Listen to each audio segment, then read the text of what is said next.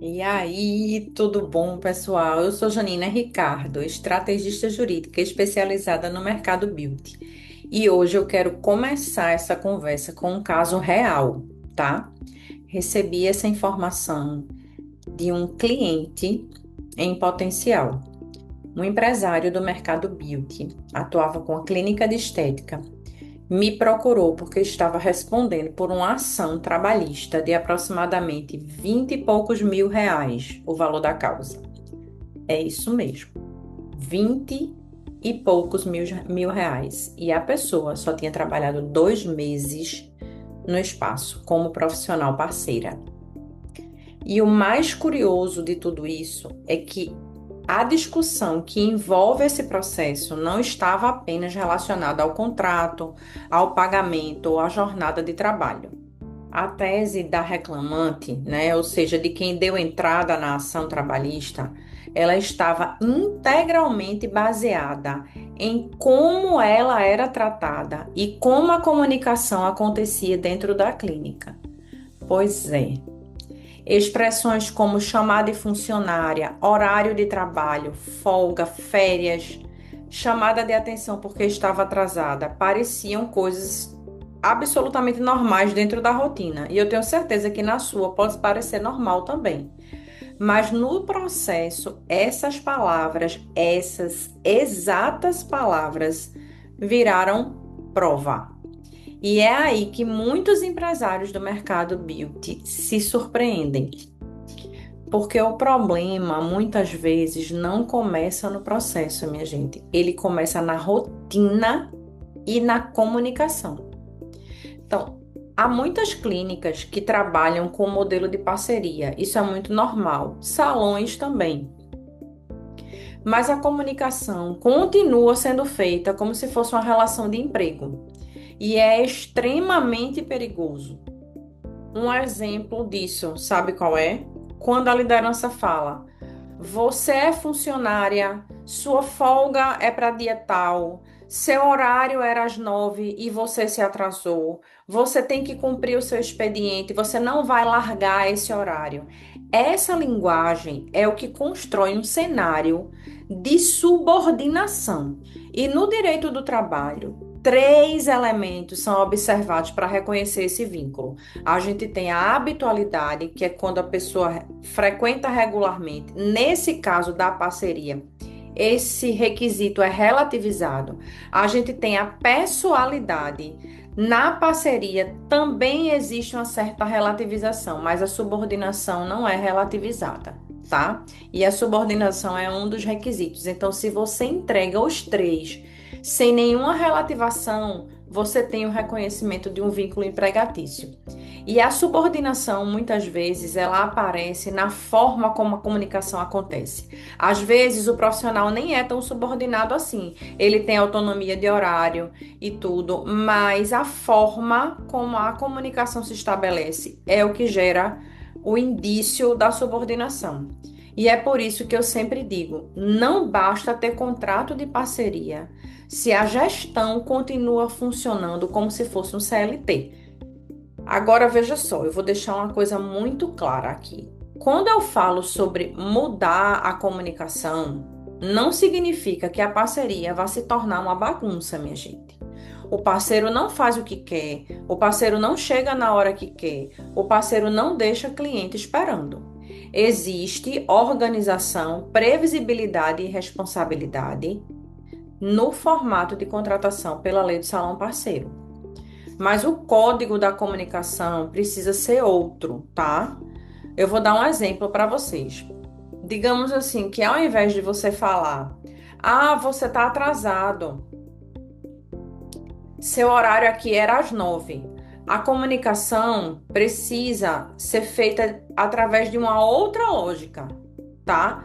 O correto nesse caso seria dizer algo mais parecido com: ó, sua agenda foi disponibilizada para o atendimento às 9 e a cliente agendada já chegou.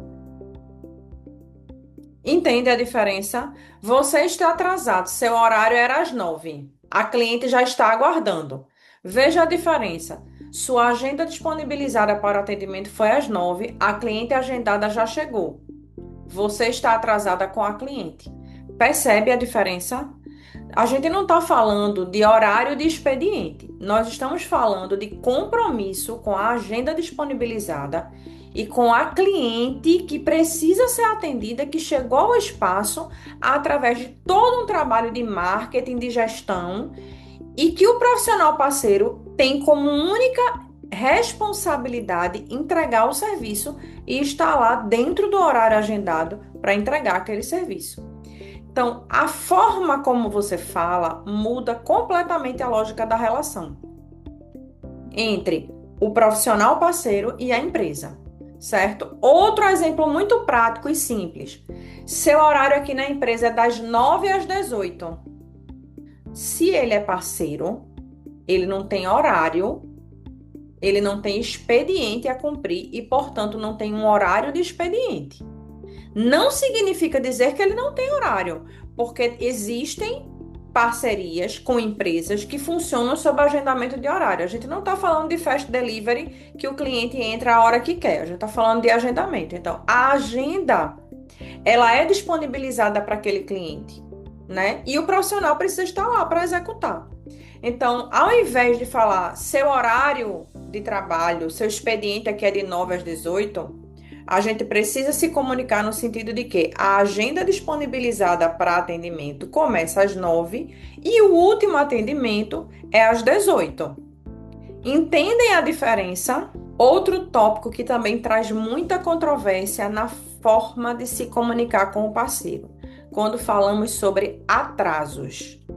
Você está atrasada. Sabe aquela velha cobrançazinha do WhatsApp que você manda lá? Você está atrasada, está chegando, vai demorar. Pronto. Isso daí é uma prova que você faz em seu desfavor, tá?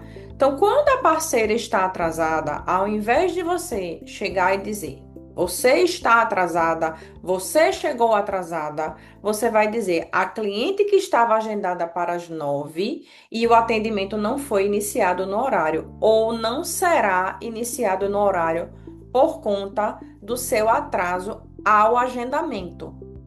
Entende a diferença? Nós estamos falando exatamente da mesma circunstância, de uma forma que ela é adequada para a relação de parceria e de uma forma que você não faça prova em seu desfavor. Outro tópico que também é muito comum e muito recorrente é a hora da saída, que acontece muito. Ah, eu largo às 18. Ah, você só pode largar depois das 18. Não existe isso de largar, minha gente. Para um profissional parceiro, existe a finalização do último atendimento. Entenderam a diferença? Parceiro não larga, porque quem larga tem expediente. O parceiro finaliza o último atendimento, ok? Outra coisa que é extremamente comum e que eu vejo constantemente nos grupinhos de WhatsApp de gestão de equipe, a falta. Parceiro não falta, ele se ausenta, ele não cumpre a agenda. Então, por que você faltou hoje? Não, a agenda disponibilizada de hoje não foi cumprida. Gostaria que você apresentasse uma justificativa. Entenderam a diferença? São detalhes. Tudo tem a ver com a forma como você diz. Outro ponto extremamente crítico na relação de parceria: pedir atestado médico. Parceiro é um CNPJ que trabalha dentro de outro CNPJ. Então, não tem essa de pedir atestado médico para um profissional parceiro. Seria a mesma coisa que você pedir um atestado médico para você entregar a você mesmo enquanto dona do seu espaço. Tá joia? No entanto, a ausência do parceiro também precisa ser justificada, tá joia? Mas ela tem que ser justificada de acordo com as regras da parceria. Atestado é um instrumento de relação de emprego que abona faltas. Como o parceiro não tem falta, não existe essa necessidade de atestado. Se você tiver uma contratação de equipe estruturada, fundamentada num contrato que traz segurança jurídica para você, você pode exigir, inclusive, multa por descumprimento da agenda, tá joia? Mas não vai pedir o atestado. O profissional não vai mostrar para você que estava doente e que vai precisar se afastar do trabalho por motivos de doença com um atestado médico, tá certo? É preciso que seja justificável. Estou doente. A gente sabe que muitas vezes essa história não é tão verdade assim, né? Por isso a gente coloca a multa por descumprimento da agenda. Então, assim, e essa multa, ela pode sim existir, tá? E ela é justificada por quê?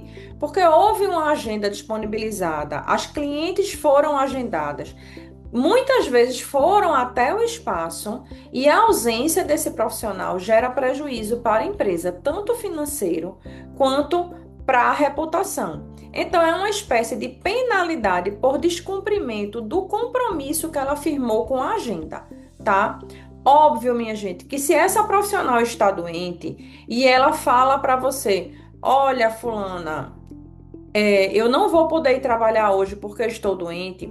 Você não vai dizer, então mande para mim o atestado. Você vai solicitar que ela mande a justificativa para abonar a multa que muito provavelmente vai ter no seu contrato se você for minha cliente. Combinado? As férias também são um ponto super importante porque gera muita confusão. Parceiro não tem férias, minha gente. Ele é um empreendedor como qualquer outra pessoa, só que ele é um empreendedor que trabalha dentro de outro empreendimento. Férias é um direito de relação de emprego. O que existe na parceria é bloqueio de agenda, conforme a gestão da agenda realizada de maneira antecipada e de forma que não gere prejuízo para a sua operação. Isso precisa ser regulamentado contratualmente. Quem é minha cliente sabe bem que existe a possibilidade sim de um bloqueio mais prolongado da agenda do profissional parceiro, mas existem regras a serem cumpridas, existe um prazo para que isso seja feito e existe uma antecedência mínima para que a empresa esteja preparada. Também salvaguarda o fato de haver períodos que são de muito movimento, tá? Porque também não faz sentido o profissional estar trabalhando e num período de muito movimento se ausentar, né? Isso precisa ser muito bem regulado contratualmente. Quem é minha cliente não tem essa preocupação. Porque vai determinar, né? O contrato ele vai determinar exatamente isso de quanto tempo de antecedência deve ser solicitado, por quanto tempo esse bloqueio pode ocorrer, em quais períodos é que isso vai ser permitido, porque o parceiro, se isso não está regrado, o parceiro pode simplesmente chegar e dizer assim: olha, eu quero fechar minha agenda hoje, e aí na semana que vem eu não venho, eu só vou voltar daqui a 8 dias. Isso pode gerar um impacto financeiro e operacional gigantesco na empresa, principalmente quando o negócio não está preparado, não é verdade? Então, minha gente, fiquem muito atentos e atentas ao que eu estou falando aqui, ao código da comunicação com os parceiros, porque o problema quase nunca é o processo. Ele geralmente começa na rotina, na forma como você cobra, na forma como você organiza a gestão da sua equipe e especialmente na forma como você se comunica. Quando a comunicação não está alinhada com a estrutura jurídica, você pode ter construído prova contra o seu próprio negócio sem perceber. E aquele empresário que me procurou, que eu falei no comecinho, ele está correndo um risco, minha gente, de perder 20 mil reais por algo que ele nunca imaginou. A forma como ele falava com a parceira. Já pensou? Crescer no mercado de estética exige, de fato, muito mais do que técnica e faturamento. Exige estrutura e estratégia jurídica. Empresárias que crescem com segurança, elas não improvisam na gestão. Elas têm uma estrutura sólida. E se você quiser conhecer mais sobre estratégia jurídica, segue aqui, acompanha esse canal, dá um curtir aqui nesse vídeo e me acompanha lá no Instagram, janinaricardo.adv, que é onde eu compartilho várias orientações e soluções jurídicas para acelerar o teu negócio e proteger a tua reputação. Combinado? Em breve a gente vai ter mais vídeos aqui no canal e eu aguardo a sua inscrição aqui. Um beijo bem grande e até a próxima!